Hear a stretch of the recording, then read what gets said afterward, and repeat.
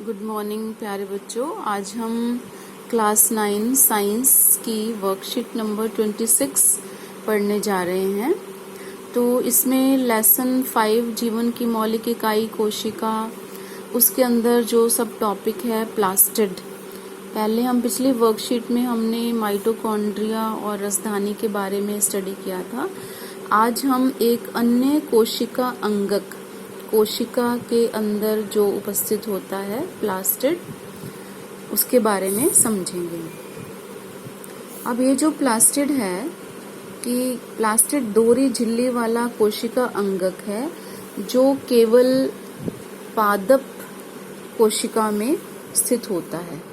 तो एक बात तो हमें ये समझनी है कि जो प्लास्टिड है वो केवल पादप कोशिका में ही उपस्थित होता है, जंतु कोशिका में प्लास्टिड नहीं होता। अगर हम जब डिफरेंस की बात करते हैं, अंतर की बात करते हैं पादप कोशिका और जंतु कोशिका में, तो वहाँ पर हम ये पॉइंट लिखते हैं कि पादपों में प्लास्टिड उपस्थित होते हैं जबकि जंतु कोशिका में प्लास्टिड उपस्थित नहीं होते।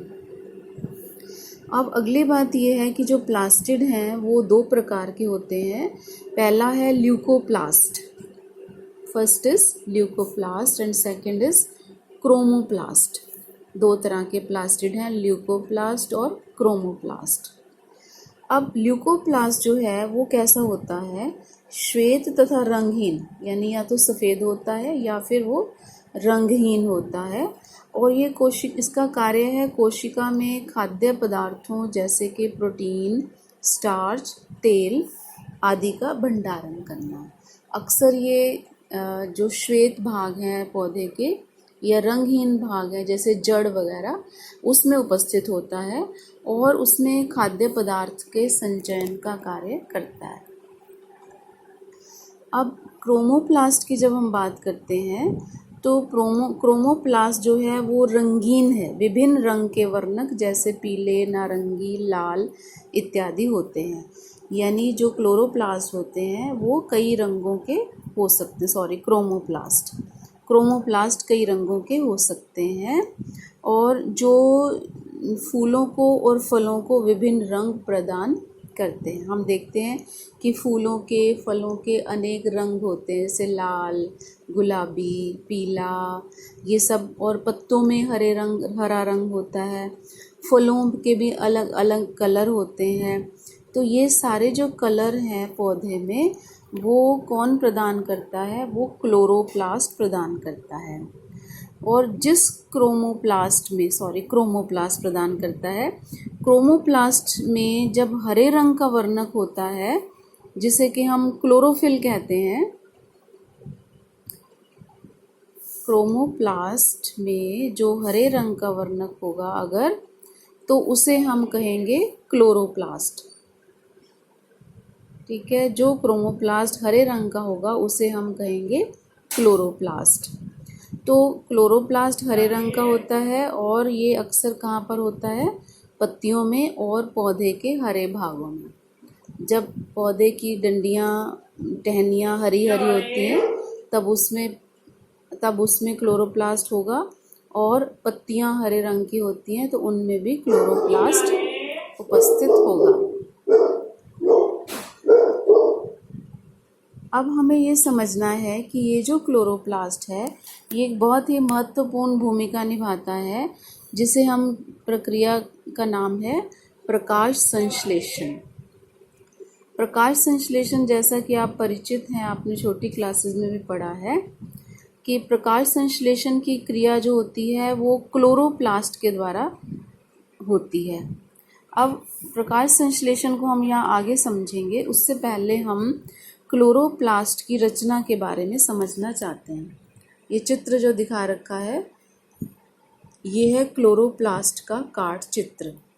अब ये जो क्लोरोप्लास्ट है ये दोहरी दीवार का बना होता है, डबल वॉल्ड है, बाहरी झिल्ली है और एक आंतरिक भीतरी झिल्ली है। अब इसके अंदर हमें कुछ इस तरह के समूह में पड़े हुए कुछ पदार्थ दिखाई दे रहे हैं, जैसे कि आपके इसमें मेंशन किया हुआ है कि इसके भीतर पाए जाने वाले खाली स्थान को हम स्ट्रोमा कहते हैं।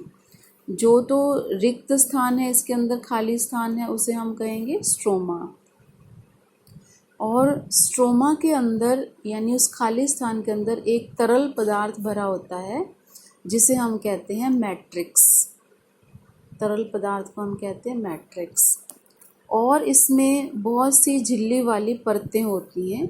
ये परतें जैसे यहाँ पे हमें ऐसे पूरा समूह दिखा रखा है, झिल्ली युक्त परतें, इनको हम पूरे समूह को ग्रैनम कहते हैं। जैसे आपको ये यहाँ लिख रखा है ग्रैनम, ये जो पूरा समूह है उसको ग्रैनम भी कहते हैं। और ये जो अलग अलग परतें हैं इन्हें हम कहते हैं थाइलेकॉइड। तो इस तरह की ये रचनाएं इसके अंदर होती हैं और जो भी इसके कार्य हैं वो उस कार्य करने में इसको मदद करती हैं।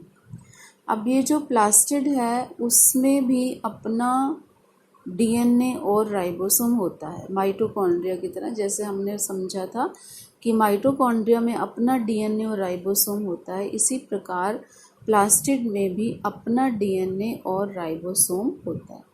डीएनए यानी आनुवंशिक पदार्थ और राइबोसोम वे भाग हैं जहाँ पर प्रोटीन संश्लेषित होता है। तो आगे हम ये समझना चाह रहे हैं प्रकाश संश्लेषण के बारे में। प्रकाश संश्लेषण एक ऐसी क्रिया है जिसके द्वारा हरे पौधे अपना भोजन स्वयं निर्माण करते हैं।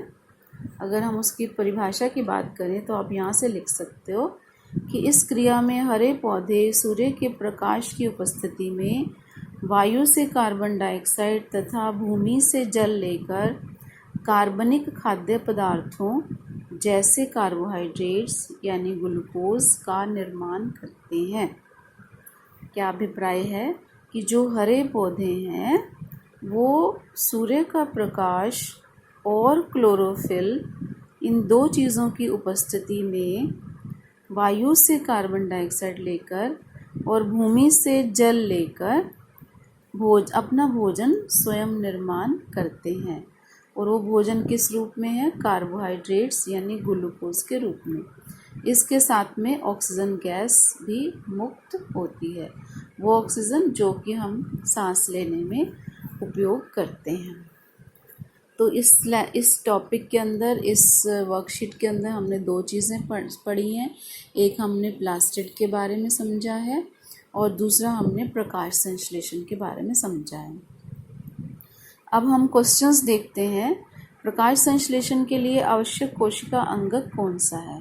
तो इसका आंसर है क्लोरोप्लास्ट। प्रकाश संश्लेषण के लिए आवश्यक अंगक है क्लोरोप्लास्ट, क्योंकि क्लोरोप्लास्ट के अंदर क्लोरोफिल होता है और क्लोरोफिल की उपस्थिति में प्रकाश संश्लेषण होता है। सेकंड क्वेश्चन है प्लास्टिड के विभिन्न प्रकार तथा उनके कार्य लिखें। जैसे कि आपको यहाँ पर दोनों तरह के प्लास्टिड के बारे में बता रखा है और उनके कार्य भी यहाँ बता रखे हैं, तो आप यहाँ से इसे लिख सकते हैं। फिर प्रकाश संश्लेषण का संक्षेप में वर्णन कीजिए, तो आप यहाँ से डेफिनेशन ले सकते हैं, यहाँ से इस क्रिया से शुरू करके यहाँ से कि हरे पौधे और ये पूरा लिखते हुए और इसके साथ ये समीकरण भी लिख सकते हैं। इसके अलावा नेक्स्ट क्वेश्चन है क्लोरोफिल किस प्लास्टिड में होता है? तो अब आप समझ गए होंगे कि क्लोरोफिल किस में होता है? क्लोरोप्लास्ट में उपस्थित होता है। और कौन सी दो कोशिकांगों में उनका अपना डीएनए होता है? तो उसका आंसर है दो कोशिकांग हैं, माइटोकॉन्ड्रिया और प्लास्टिड। माइटोकॉन्ड्रिया और प्लास्टिड में अपना डीएनए होता है। Thank you.